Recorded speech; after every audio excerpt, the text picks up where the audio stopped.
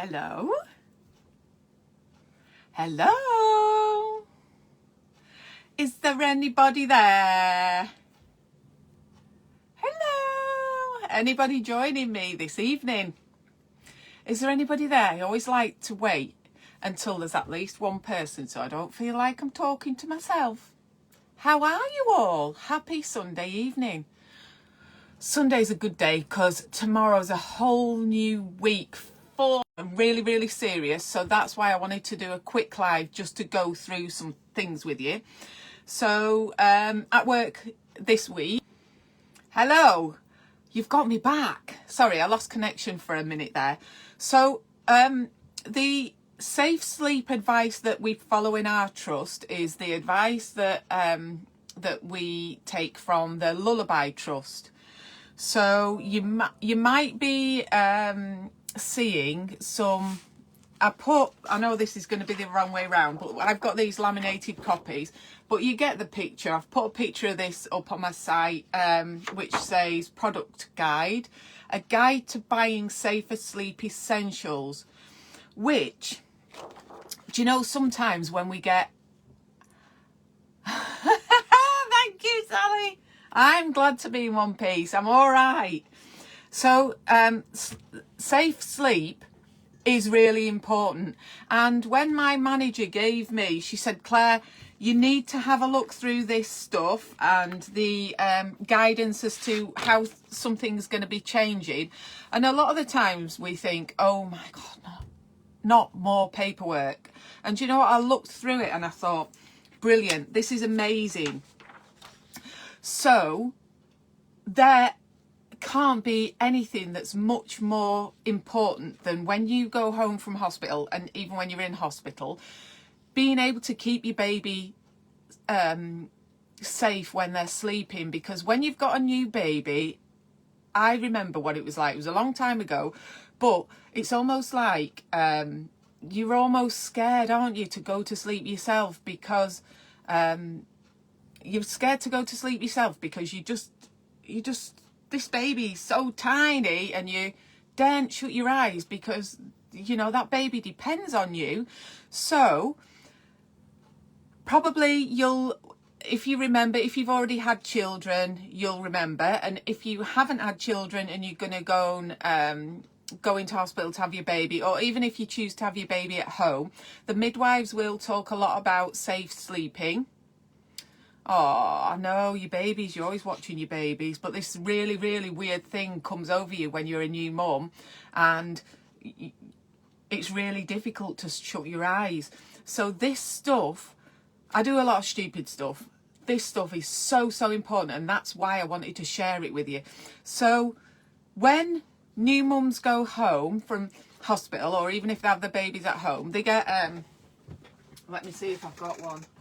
I've got one that I've taken. This isn't complete, this one, but you know, the red book that you get when you leave hospital, or your community midwife will give you one if you're at home.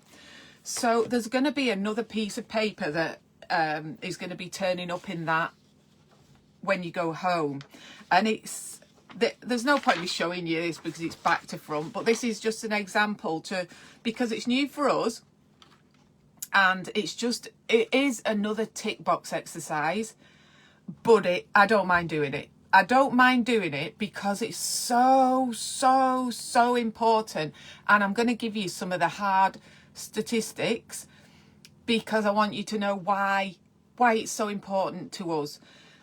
So this little bit of paper that's going to be coming home with you, it'll have your baby's name on, your baby's date of birth, and it's called sleep. It says on it sleep assessment, and I've been told that on the ward lots of this will be getting filled out. So it just means the midwives are going to have to go through some more questions with you, but they're really important.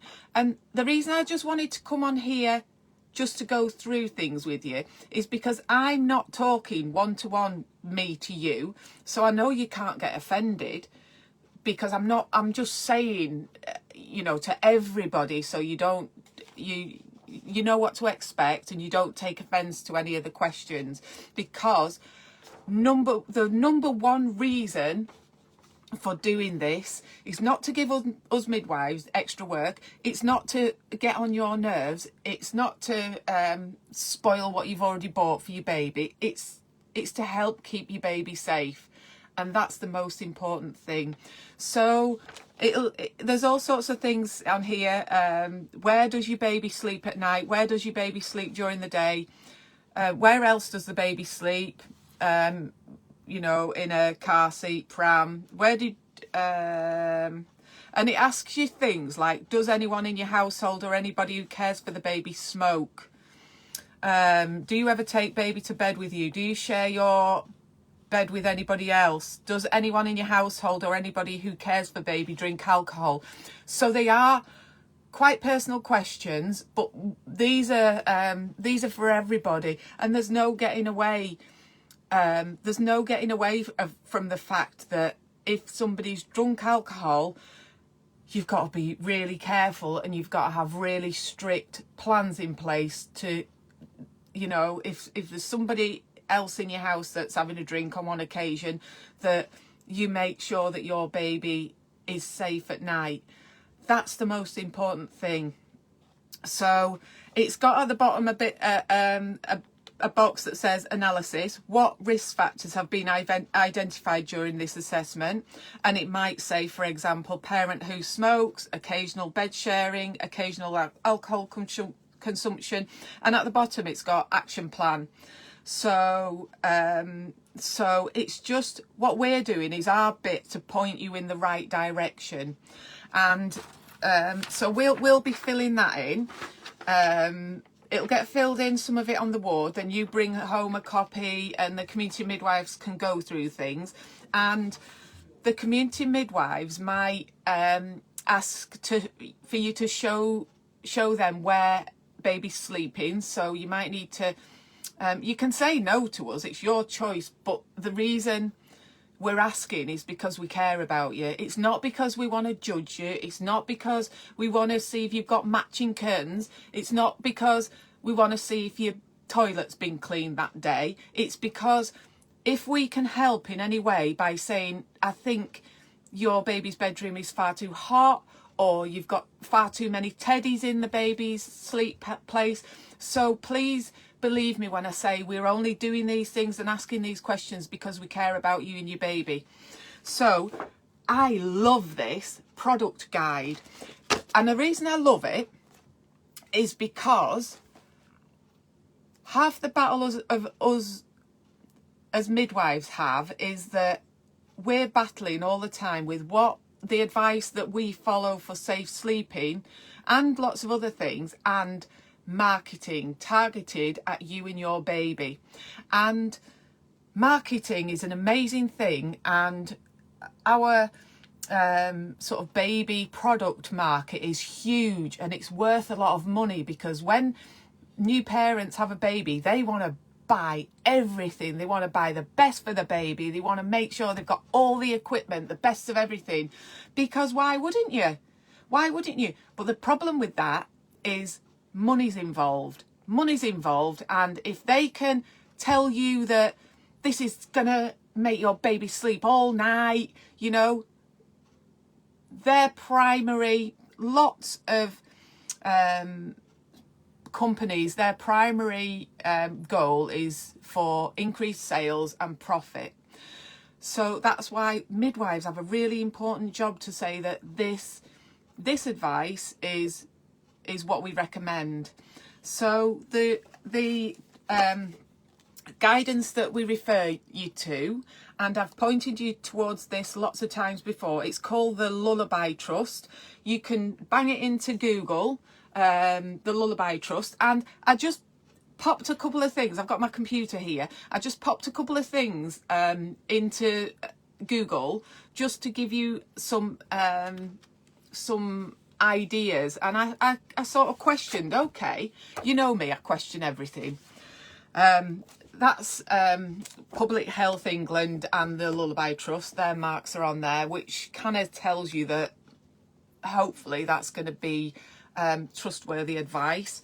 And before we go into this product guide, that we'll be showing you this from, I believe, from 16 weeks, because what we don't want you to do is go out and buy a load of stuff for your baby that then we're going to say, do you know what, that's not what we recommend in the safe sleep advice.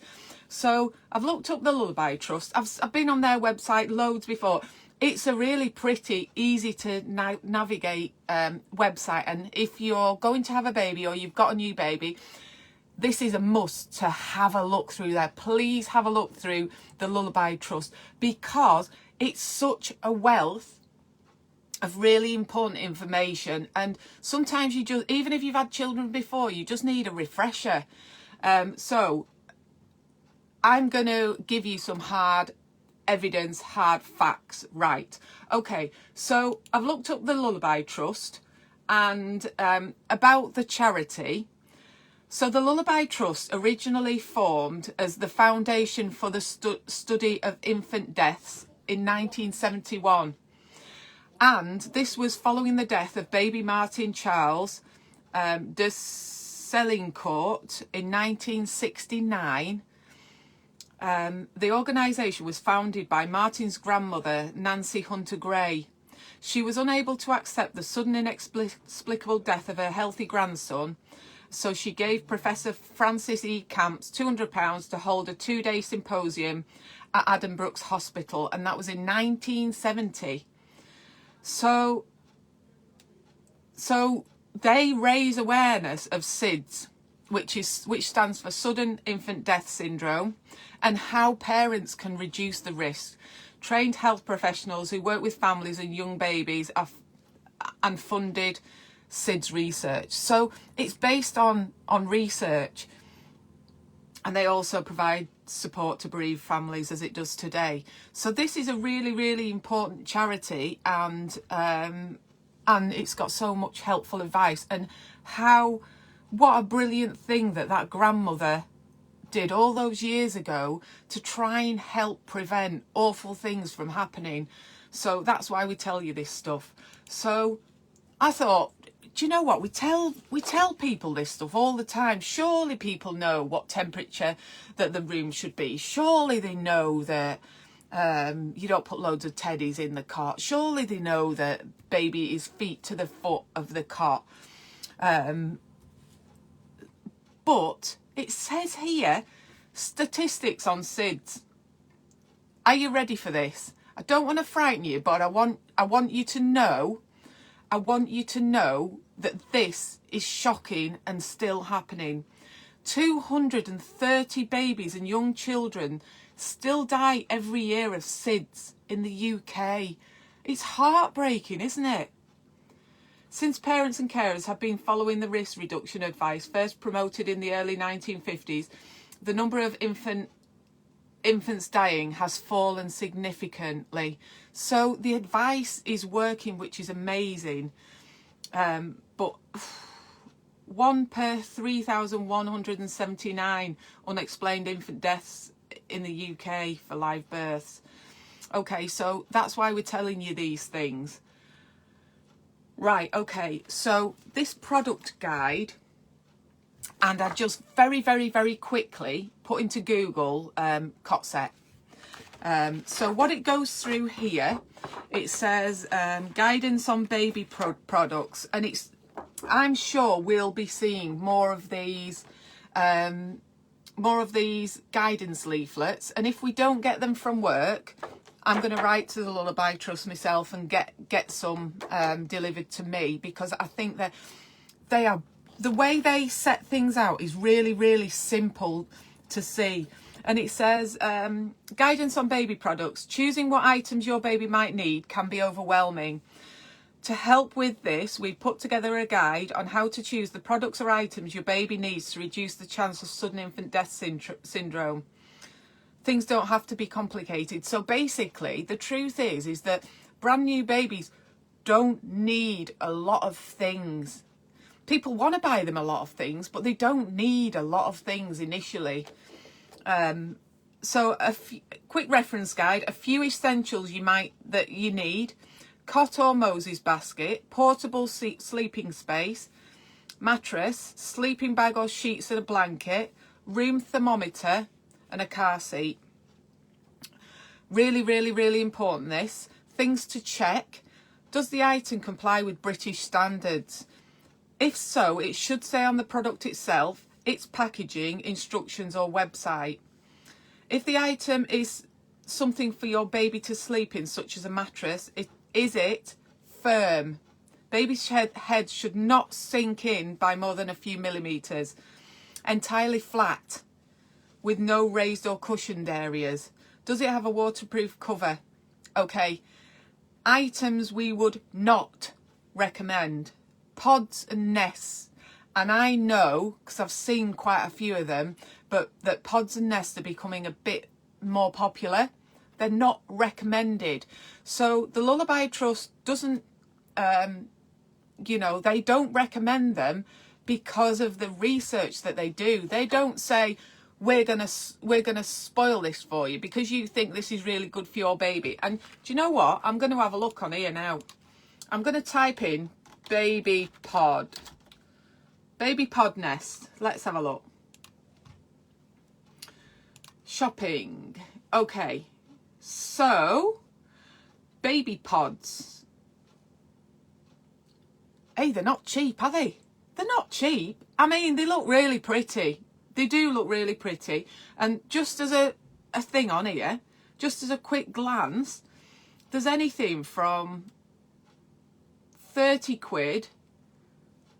What's the most expensive one I can see? Well, there's one on here. Oh my goodness.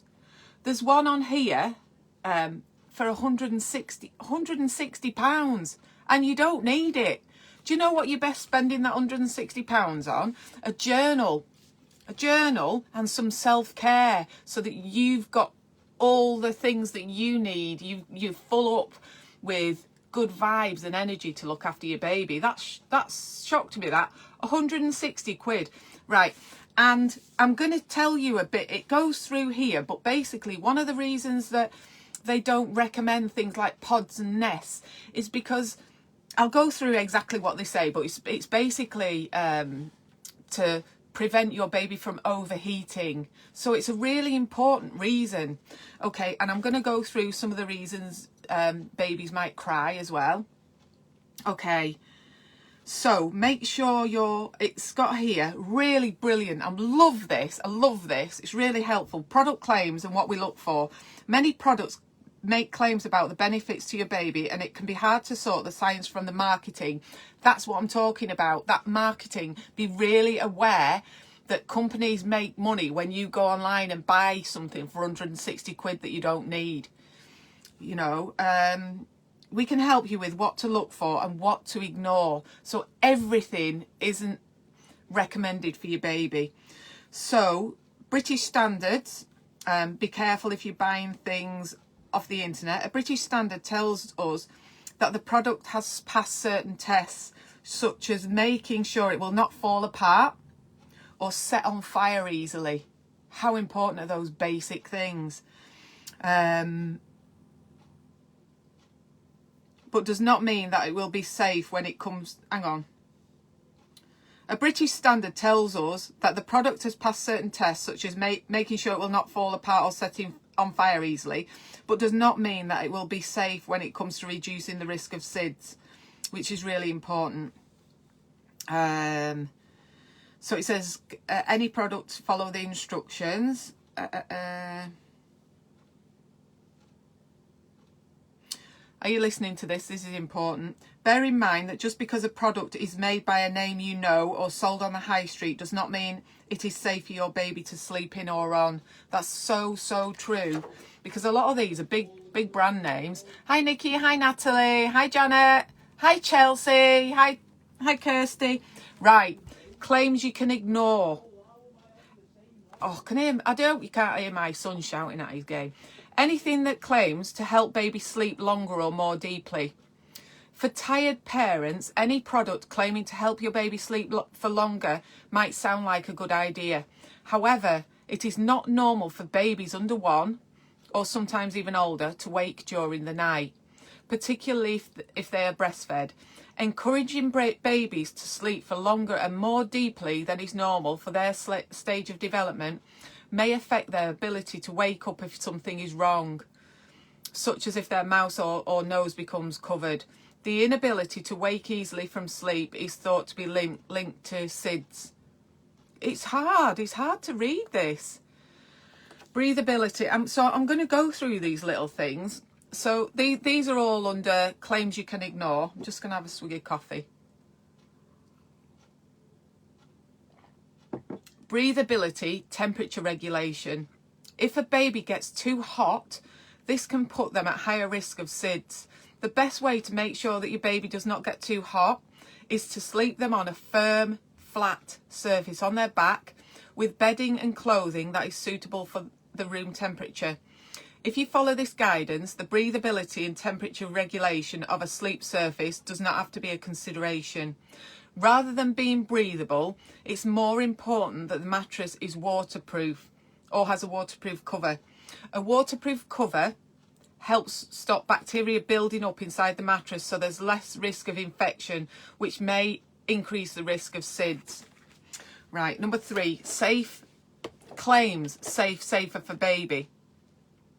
There are no standards that look specifically at whether a product decreases or increases the risk of SIDS. Most cover other issues such as the construction of the item, chemicals or fire safety. To reduce the risk of SIDS, pick products that allow you to follow safe sleep advice, such as sleeping bags, which stop babies from wriggling over the undercovers. When checking a product is safe for baby to sleep on, remember the rule. Remember the simple rule: firm, flat, waterproof. Okay, number 4, reduces the risk of flat head syndrome. A baby's head is soft and can naturally become flattened, which worries some parents. A product should not be needing to prevent or reduce this, but if you are worried, you should speak to your doctor or health visitor. If a product is soft enough to reduce flat head syndrome, it is soft enough to cause a baby to overheat, which increases the chances of SIDS. Anything soft in a cot can also increase the risk of suffocation. Allowing your baby plenty of supervised tummy time, and your health visitor will talk to you about tummy time when awake, is a way you can help avoid or lessen the effect of flathead syndrome without increasing the risk of SIDS. Okay, another claim you can ignore: reduces the risk of SIDS, reduces environmental factors associated with SIDS. Claims that a product will decrease the risk of SIDS are almost always not true. It depends on what the product is being compared to. We would advise parents to be cautious about how any product that says it will reduce the risk of SIDS. However, any product that conforms to safe sleep advice, such as the recommendations on page 6 to 8, which I'm going to go in, which are what to do, will be less risky than one that does not. Okay. So, for safe sleep, you don't need to buy lots of products or spend more on expensive items. Here, there are just a few essentials that you need: cot, Moses basket, and mattress. It is important that the mattress is firm, entirely flat, and waterproof, with no soft or cushioned areas, particularly around the baby's head. Soft mattresses are known to increase the risk of SIDS. They make it harder for babies to lose body heat, which can cause them to become too hot. So it's so important, isn't it? The surface of the mattress should be firm enough that when your baby is placed on it, their head does not sink in more than a few millimeters. 3 key questions you could ask are: do you remember? Is it firm? Is it flat? Does it have a waterproof cover? If you choose a second-hand mattress, make sure it's been stored somewhere clean, dry and smoke-free. Every now and again, I come across parents who give their newborn babies pillows. And you think, I can kind of understand why they've done that, because they want their baby's head to be on a nice, soft surface. But we can see from this that's developed from a charity that uses research to reliably produce the information. So actually, the hard thing for me is when it's, especially when it looks like somebody's made it with love, it looks like somebody's chosen it really carefully, and it looks like that person's used the pillow because they think that that's going to be nicer for their baby. So they do it with the best of intentions, but it's so important that you follow the safe sleeping advice, because, you know, your baby's not going to notice the difference whether it's got a big fluffy pillow or a hard firm mattress. The things that the baby are interested in is whether it's fed, whether it's got a clean nappy, whether it's had cuddles with its mummy, whether it's had long enough to sleep. They're the things that new babies need to meet their needs. Okay, portable sleep space. Moses basket, travel carry cart. We advise that your baby is in the same room as you when they sleep, day and night. If you choose a Moses basket or travel cot, follow the mattress advice opposite, which we've talked about, and don't add extra padding. Okay, sleeping bags or sheets and a blanket. Sleeping bags. So have you seen the sleeping bags? They've got straps over the shoulders, and they've got poppers up here, so they fit quite snugly around here, and then they've like got a sleeping bag for their legs to go in, so they can't wriggle out of it. Baby sleeping bags are a good option as they prevent your baby's head from being covered by wriggling under bedding. You can choose different togs for different seasons to help keep your baby at the right temperature. You can also select different sizes depending on the age of your baby. It is important that the sleeping bag fits well around the shoulders so that your baby's head does not slip down into the bag. Extra bedding should not be needed. And I know you just want to tuck your baby in and get it really nice, but this is the safe sleeping advice that we recommend. Blankets are fine as an alternative as long as they aren't too thick or doubled over, so there is no chance of overheating. If using blankets, make sure they're firmly tucked in and come up no higher than the shoulders. Sleep your baby in the feet to foot position. So you want to put your baby kind of in the middle of the Moses basket, don't you? But it really should be towards the bottom, so the feet are right at the bottom of the cot, to avoid their face becoming covered by loose bedding. Right, 8. Room thermometer. These are really handy. I think lots of people will come home with them. Any room a baby sleeps in should be between 16 and 20 degrees. So a lot of the times it's really not as hot as you think they need. And also, just a little tip for you, the way you check a baby's temperature is a couple of fingers down onto their chest to check their body temperature. Very often new babies will have cold hands and cold feet, but just check that their body is nice and warm. They don't really warm their hands up much. Very often new babies have their hands feel a little bit cool as well. A room thermometer can help avoid your baby getting too hot or too cold. Pram. Babies are safest sleeping flat on their backs. Like all places where your baby may go to sleep, make sure the mattress is firm, flat and waterproof. Right, car seats. Car seats are essential for safety when travelling, but babies should not sleep in a car seat for long periods, as many aren't flat, which can mean babies are slumped over. So they're not designed to, be slumped over like that. They need to be flat. On longer journeys, give your baby regular breaks, and if possible, have an adult sit with the baby in the back of the car, or use a mirror so you're able to keep an eye on them. Right. Products that we would not advise to buy. Pods and nests. Are you listening? Because pods and nests are fashionable. They're fashionable, but don't buy them. Okay. Pods or nests are a softer type of sleep surface, sometimes used instead of or in addition to a mattress, with areas that are raised or cushioned. When sleeping, babies shouldn't lie on or have anything soft around them, particularly their heads, as this can cause them to overheat and increases the risk of SIDS. Soft, squishy materials can also cover baby's mouth and nose if they are pressed against it. It is also important to remember that while there is a British standard for cot mattresses, there is no standard for pods or nests as a sleep place for babies. And it's got a little bit about pillows, duvets, thick, heavy bedding. Duvets, cot quilts and pillows have been shown to increase the risk of SIDS and are not recommended for babies under 12 months. Right, here we are, cot bumpers. Cot bumpers pose a serious risk to babies. Accidents have been caused by babies becoming entangled in the ties or material. Your baby's cot should be kept clear to be as safe as possible. If the cot meets the British standard in terms of shape, build and spacing of the bars, this helps to lower the risk of a baby injuring themselves on the cot sides. Hammocks. I'm not sure I've seen any hammocks.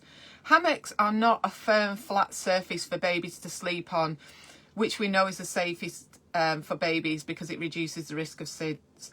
Sleep positioners. Sleep positioners. Sleep positioners. I don't think I've seen any of those. Babies should not be slept on any surface that straps or holds them in one position, whether that's on the back, front or side.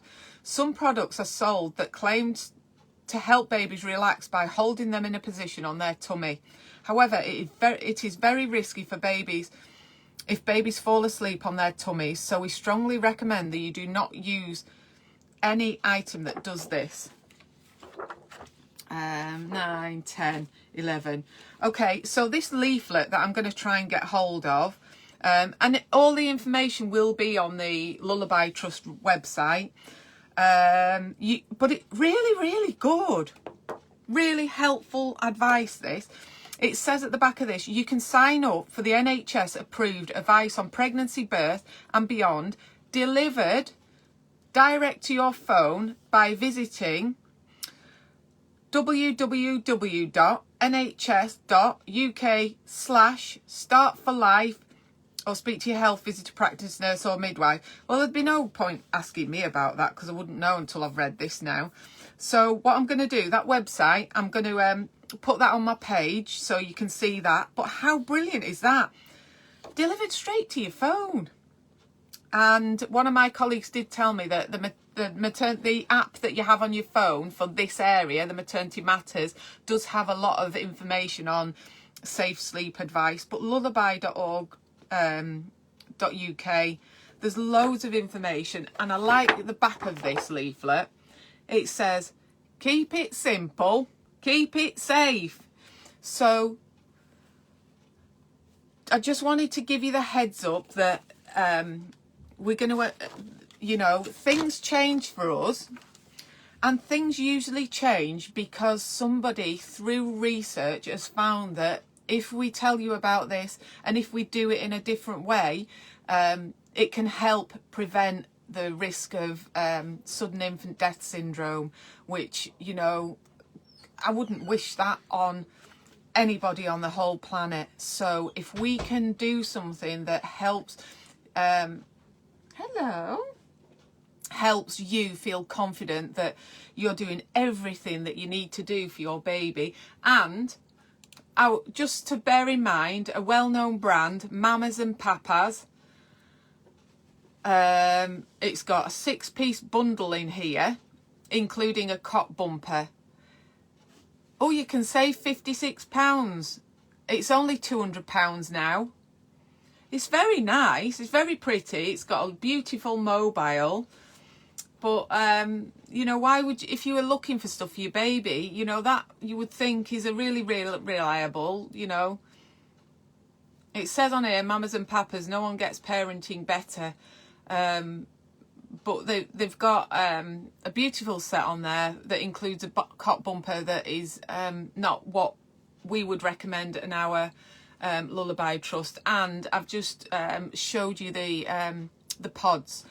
Okay, so very often new parents will do absolutely anything that settles the baby and calms the baby and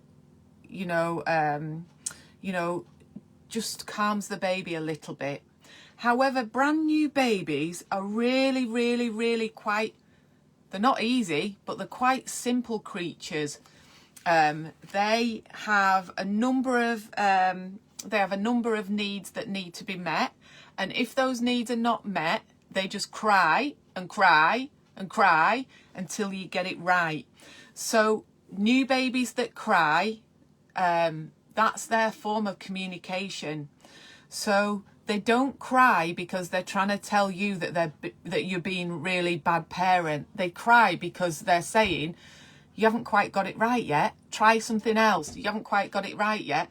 So, you know, it's good to talk over with, you know, when you get visits, after you go home when we visit you at home after you've had your baby, if you're having trouble with any one of those things, you know, there's basically a bit of a checklist that you go through, a simple checklist, and it's usually, is the baby hungry? So you can always chat to your midwife about feeding cues, because when a baby cries, pretty much that's the last thing they do to tell you that, right, I've been telling you, I've been licking my lips, I've been pushing my hands in my mouth, I've been telling you for the last hour that I'm hungry. You didn't notice, so now I'm going to cry.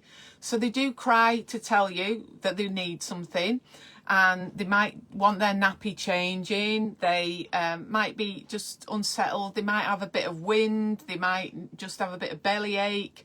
You can talk to your midwife about all these things, or, you know, chatting to friends over the phone about little things that, you know, I know definitely with my little sister, you know, just telling her little tips. And, you know, new babies don't cry because they want to be naughty.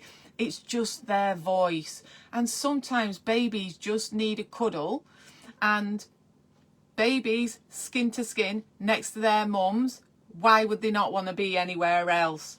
So in hospital, and I've done lots of night shifts before, so in hospital they have the very hard clear plastic cots with a mattress in, and occasionally when mums want to nip to the shower or whatever, they'll ask us to just keep an eye on baby, and midwives will go, right, does the baby need feeding? Right, because we don't have the same emotional attachment. Does the baby need feeding? Does the baby need a nappy change?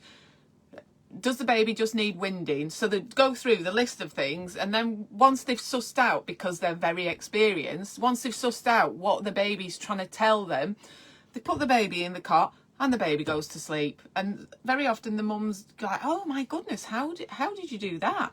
And it's just because you just get used to going through that checklist. So, you know, babies do cry because that is their voice. That is the only way that they can tell you that they need something.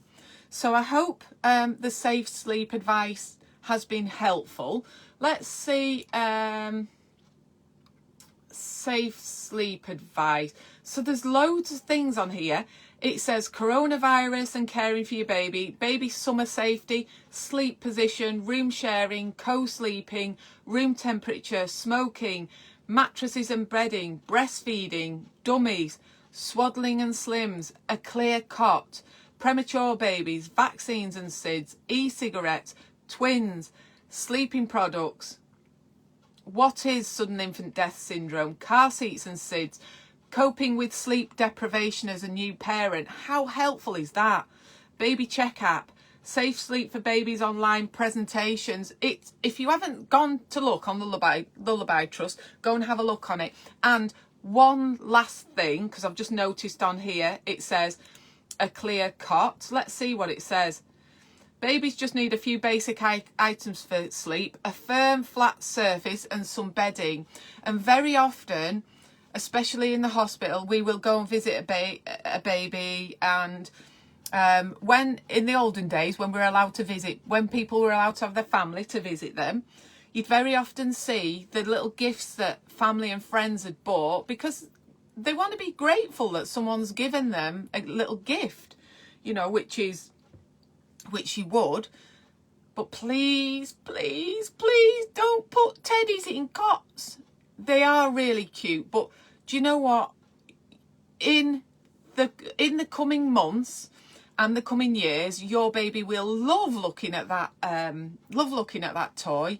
But when baby's brand new born, they don't care that they haven't got anything in their cot. They really don't care. Hi Laura, hi Manera. How are you? I haven't seen you for a long time. I hope you're well, Manera. I'm sure you're doing an amazing job as always. Hi Gemma, hi Anna. So it's a good time to introduce Harry, because I've finished Harry. So this is little Harry the sock bunny. So very often we see little Harrys like this sitting in the top or the bottom of cots, because us as women, don't we like to, it's almost like you've got that thing that you did with dollies and you just want all the accessories, don't you? And you want it to look cute and you want it to look perfect and you want it to look right. Please don't put teddies like Harry in cots with babies, because it's not recommended. And you know, you're not making your baby's life better because they've got Harry sitting next to them. So what I suggest you do with your little Harrys or your little Florence bunnies, or any other little cuddly toys that people have bought you or you've got when baby's brand new, do you know what? Things like in baby's room, little shelves. And do you know what shelves I'm thinking of? You can get really cheap shelves. I think IKEA are online, but when we all get back to some kind of normality, you know, what I think is really lovely is having a little, they have the picture, they're actually picture shelves in IKEA.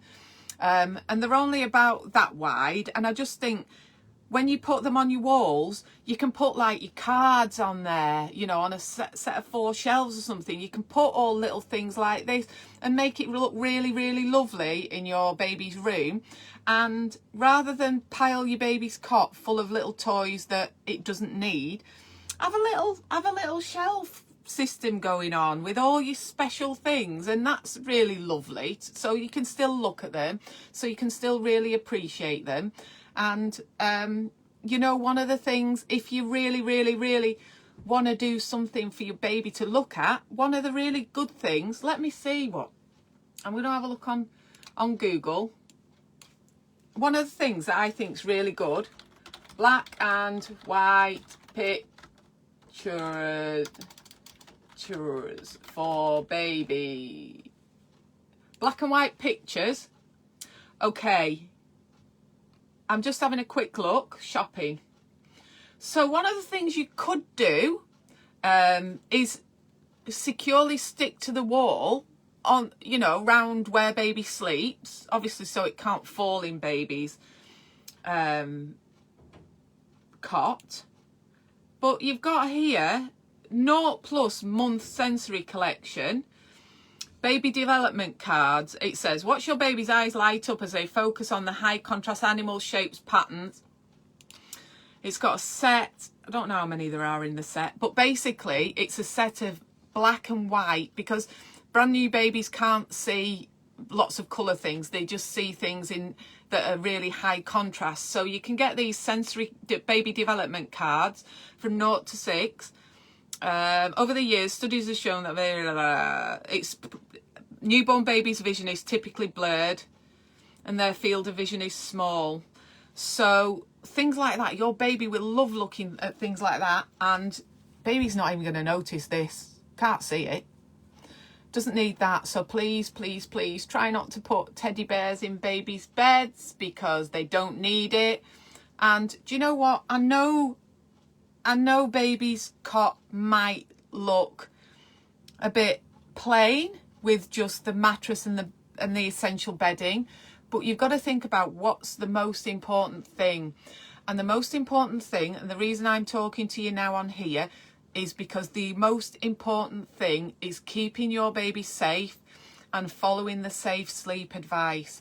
So if you've got any questions about safe sleep advice, ask when you see your midwife, or all the questions that you could probably want to know the answers to are probably on that Lullaby Trust. So first of all, refer to the Lullaby Trust, and if there's still anything that you're not sure about, you know, make sure that you get your answers.